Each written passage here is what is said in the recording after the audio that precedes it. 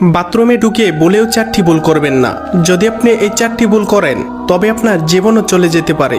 আল্লাহ তাআলা মানব জাতিকে সৃষ্টি করার 2000 বছর পূর্বে জিন জাতিকে সৃষ্টি করেছিলেন।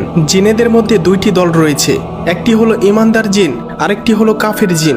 ইমানদার জিনেরা থাকে পবিত্র জায়গায়, মসজিদ মাদ্রাসায়, আর কাফির জিনেরা থাকে অপবিত্র জায়গায়, বাথরুমে। তাই বাথরুমে ঢুকে 3টি ভুল করবেন না। সেই 3টি ভুল কি তা জানার আগে আপনি যদি মুসলিম হয়ে থাকেন তাহলে ভিডিওটিতে একটি লাইক এবং চ্যানেলটি সাবস্ক্রাইব করুন এবং আপনার সুন্দর নামটি কমেন্টে লিখে যান। নাম্বার 1, বাথরুমে ঢোকার পূর্বে দোয়া পাঠ করুন। দোয়া না পারলে বিসমিল্লাহ পাঠ করুন এবং বাম পা দিয়ে বাথরুমে প্রবেশ করুন।